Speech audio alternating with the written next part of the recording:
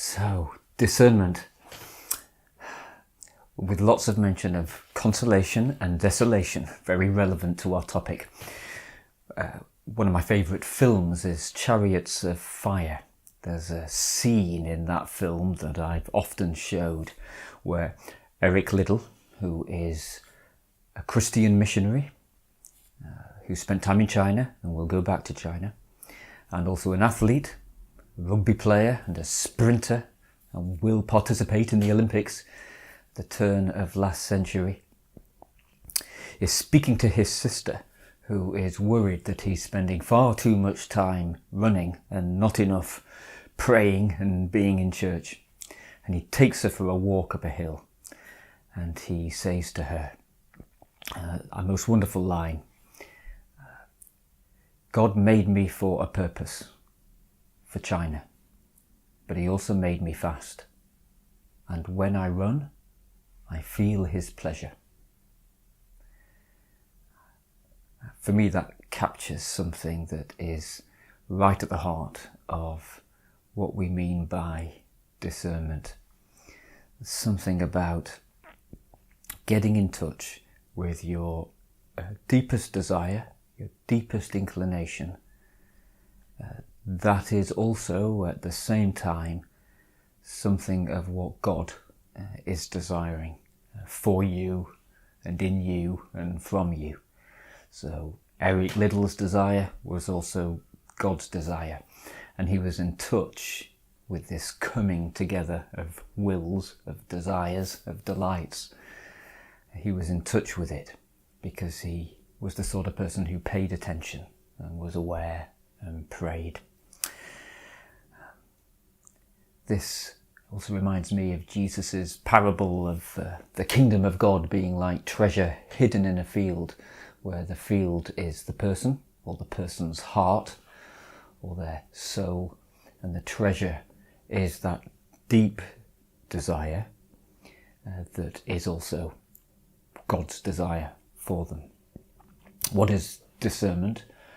I see it as a prayerful process of working out what God is saying to us and in us by paying attention to the inner movements,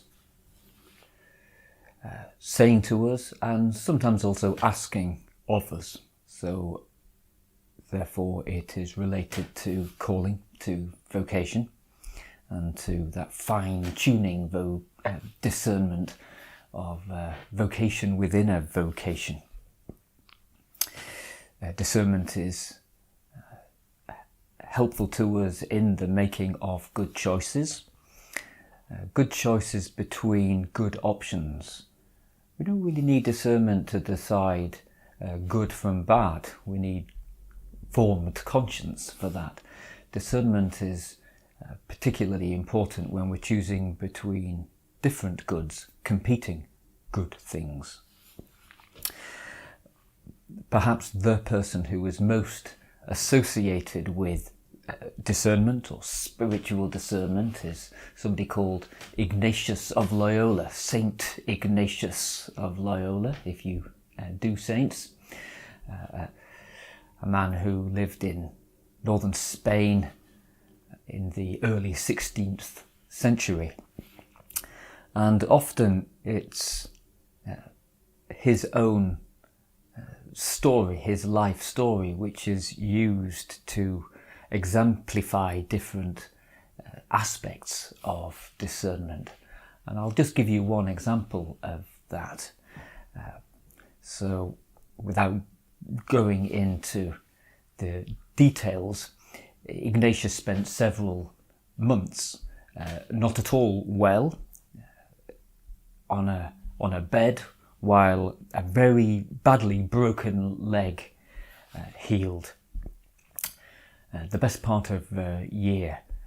This was in the days when computer games were very much in their infancy, and he was so bored.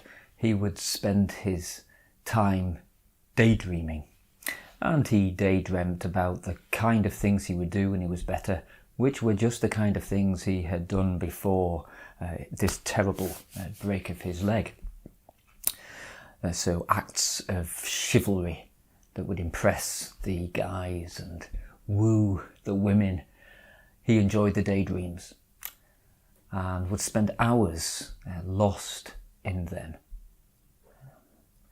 And at the end of the daydreams, he would feel pretty fed up and bored and lacking in energy, lackluster, despondent.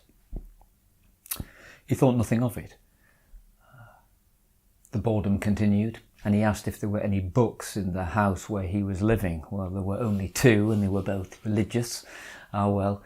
So he was reading a book of the lives of the saints, these heroic people who had been disciples of Christ through the centuries. St. Francis, St. Dominic, and so on. He would read their stories, and then he would spend an afternoon imagining that he was also living a heroic, radical following of Jesus, but much, much better than St. Francis or St. Dominic, of course. The daydreams also filled the time. He enjoyed daydreaming. At the end of these daydreams, very different from the acts of chivalry that he was sometimes imagining, he would feel strangely uplifted, hopeful, energised, with more of a sense of purpose, even some joy. And he never really noticed the difference between his moods for some time, in fact. And then one day he did. And the fact that he did is the reason why I'm speaking to you now and you're gathered here. He had the most amazing insight for a very nominal Christian, a nominal Catholic. He saw that God was speaking to him. He presumed that God was speaking to him through his moods, the different kinds of mood that he was experiencing after the two different sets of daydreams. And this is what he could easily imagine God was saying. Ignatius, if you like, you can live the kind of life you lived before this accident for the rest of your life. And you might even get what you're seeking. It'll be challenging, and it will never make you happy. Or you can pack that in and instead become a follower of my son, Jesus, and emulate the saints you've been writing about. It's entirely up to you, but you know you were made for this, and you know it in the marrow of your bones. Absolutely amazing insight. And of course what was going on there was that Ignatius wasn't receiving a call from outside of himself that was at odds with what he deeply wanted. Rather, for the first time, he was noticing his deepest desire and seeing in that something of what God was also desiring for him. And this idea is at the heart of what is happening with discernment. The mood of joy and hopefulness, of wanting to make something of his life and serve others as a follower of Christ, was what he would later call consolation. And the other mood he was experiencing, despondency and lethargy and boredom, he would call desolation. So consolation and desolation are key terms here.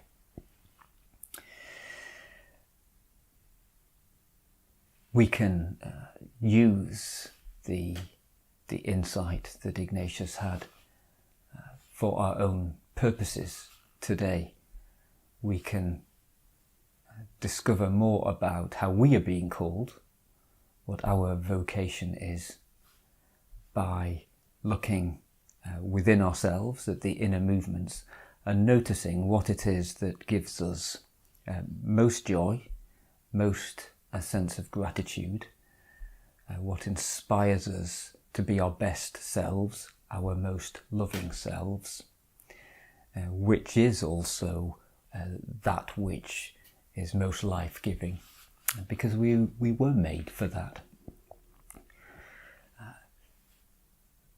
This can help us to make those big decisions about our life, and also to fine-tune our decisions. Once we've made the choices about state in life and career and so on, we still have to decide year to year how we can best live in those states and in those careers. And discernment can help us to fine-tune and become happier in those roles, and to be more fruitful too, to be more loving. The consolation that Ignatius experienced here, and the consolation that Eric Liddell was talking about, and when I run I feel God's pleasure, is very straightforward. Joy being a clue to God's will.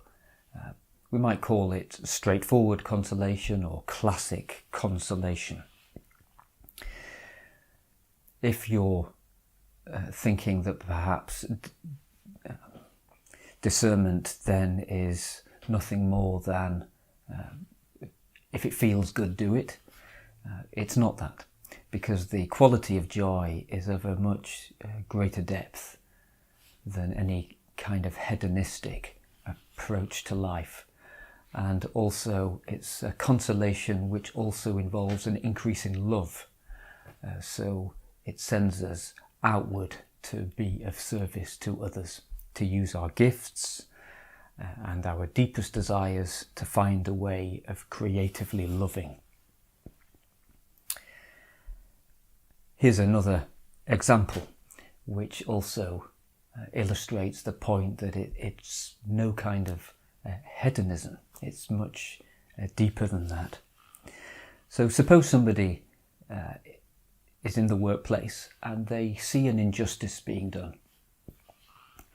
They therefore have a choice. Let's keep it simple. The choice might be to keep the head down, to continue working, not to say anything about what they've seen, but to be the best employee they can be, to be just in all of their own dealings, and to continue in the job and to take home the salary, which may be the only income the family has. So it's putting bread on the table. And that could sometimes be the right thing to do. Or they could challenge the injustice, which may carry the risk of some kind of persecution, maybe even losing the job and causing difficulties for the family. A case could still be made for that. So either of the two options could be seen as the more loving thing to do, and it would depend on context, etc., as to which was the most loving, but it's not always clear. But let's say a person faced with that dilemma prays about it, reflects, talks to a wise person, certainly discusses it at home, and realises that whenever they imagine that they're just going to keep their head down, there's a lack of a sense of peace. But every time they imagine that they are going to find a way of challenging the injustice, there is that sense of peace, even though they are also afraid of the possible consequences. Well, that sense of peace, that sense of rightness that they are experiencing, is another example of consolation. But by no means is it easy straightforward, what I called before classic consolation. A better term would be hard or painful consolation, because of the challenge and the fear associated with that course. So they may in fact take up the challenge of confronting the injustice and dealing with the fear. Now, Saint Ignatius, I mentioned him earlier, is very keen on using two terms, good spirit and bad spirit. For Ignatius, the good spirit is anything of or from God. The bad spirit is anything that gets in the way of God, that's not of God. He uses those terms, we can use them too if they are helpful to us, umbrella terms, and you might discuss later what you understand by those terms in your context. The fear, understandable fear that a person might experience as they consider challenging an injustice is not desolation, it's understandable fear. But Ignatius would say that the bad spirit would jump on something like that and exaggerate it so that it could easily become desolation, something that confused and caused great anxiety and despondency and even a kind of depression. Whereas the good spirit would always be wanting to encourage and assure a person that God was faithful and would remain with the person, even if they're doing something difficult, perhaps especially if they're doing something difficult. And so the concepts of good spirit and bad spirit can often be helpful as we consider how to choose well and all the kinds of movements that are going on inside of us. I've given two examples now. Classic consolation, hard consolation. Both involve paying close attention to what is going on inside, as well as, of course, always paying attention to the outer world. But the inner world is key to good discerning. Another good example of that second kind of discernment, I think, is where Jesus decides he is going to cleanse the temple. I can imagine easily that before the decision to do that, there was a weighing up of his options. He could avoid going back to the temple and therefore continue to teach and heal and so on. Or he could decide that now was the time to really confront the powers that be, and for the sake of the poor who were the victims of the system that oppressed them economically, politically, religiously, and was centred in the temple, he could go and challenge it, to confront it. And there came a time when he did indeed make that challenge. Not easy, very much a difficult situation, and we know what the consequences were, but it's easy to believe that he had a great clarity of purpose and a sense of rightness about it. And therefore, this is also an example of consolation, but definitely hard or painful consolation. A third kind of consolation, which I should put in inverted commas really, and it tells us something else it's good to know about how we discern. Best called false consolation or counterfeit. You might be one of those people, one of those Christians perhaps, who is known for their generosity. There are plenty of them about. And perhaps you have had the experience of sometimes being rather more busy and committed than is good for you, or indeed good for other people around you. If so, you are members of a large club. It's a common mistake that many Christians make to overcommit. Now, God can cope with that kind of a mistake and bring good even out of our poor discernment. But it is worth noting that overcommitting ourselves can often be an example of a failure to discern well. And going back to the idea of bad spirit, for Ignatius, the bad spirit wants us to be in desolation, to be despondent and down and sad, to have no peace, but also will sometimes aim at what seems to be the opposite of that, to inspire us with one fantastic idea after another, maybe coming from other people too, so that we end up saying yes to too many good ideas.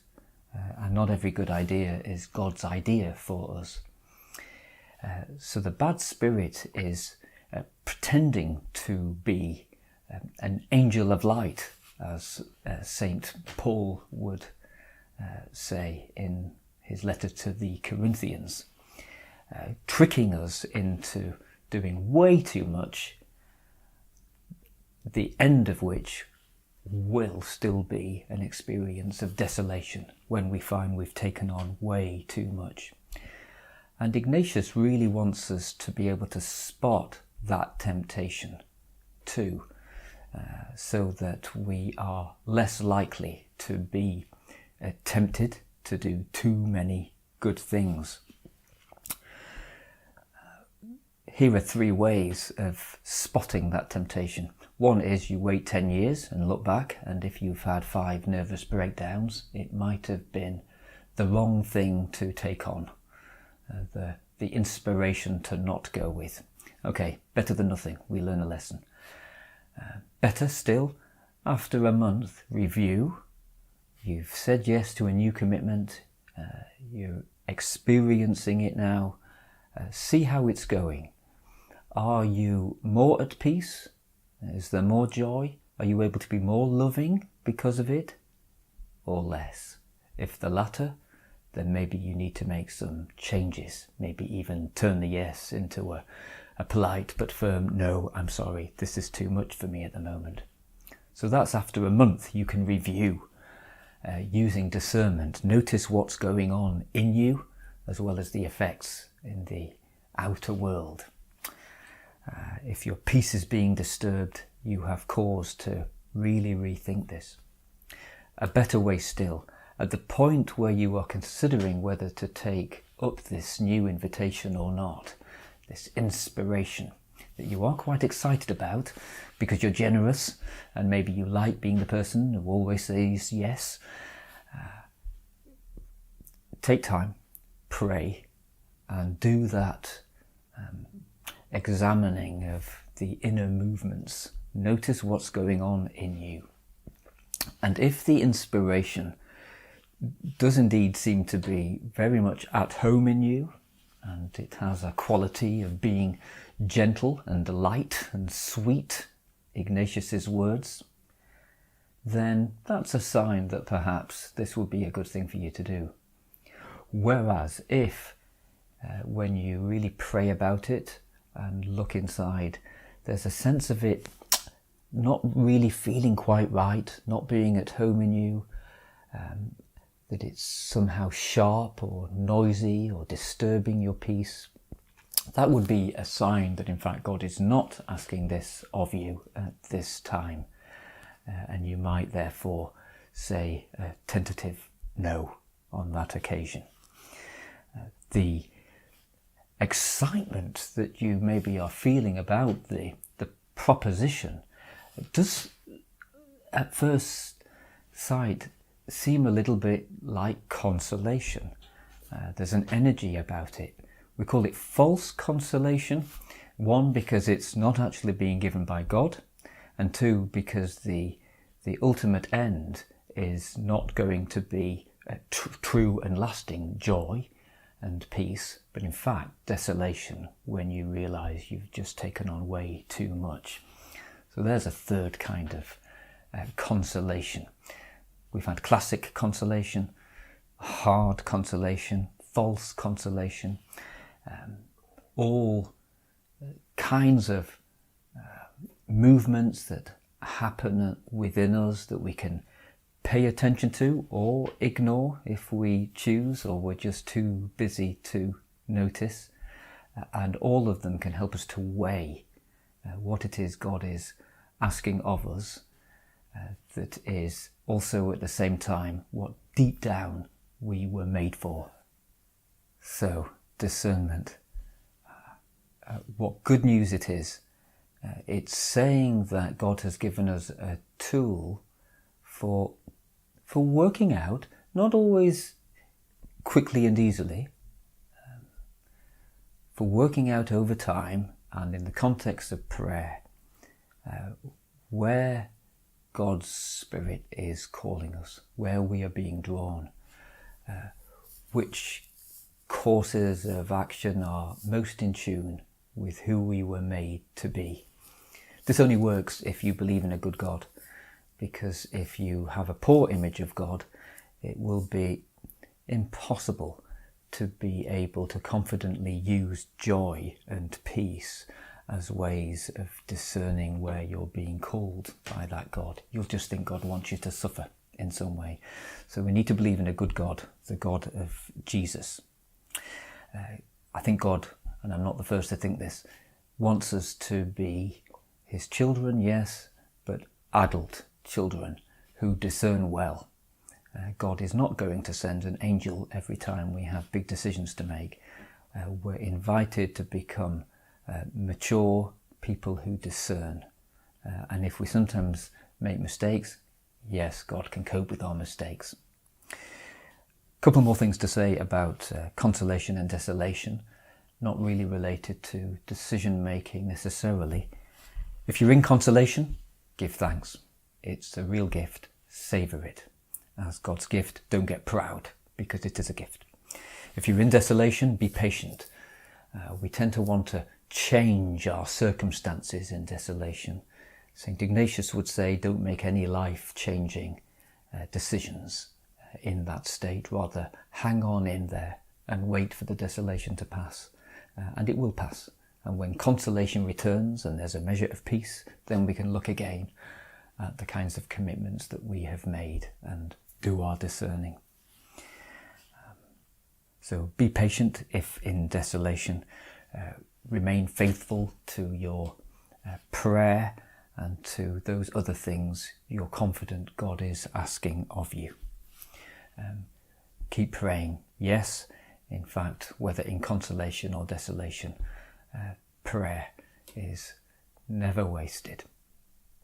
I began with Eric Liddell.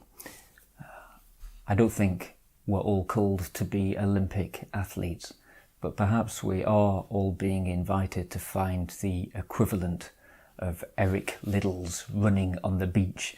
That thing that we do using our talents and passions, which gives God great pleasure.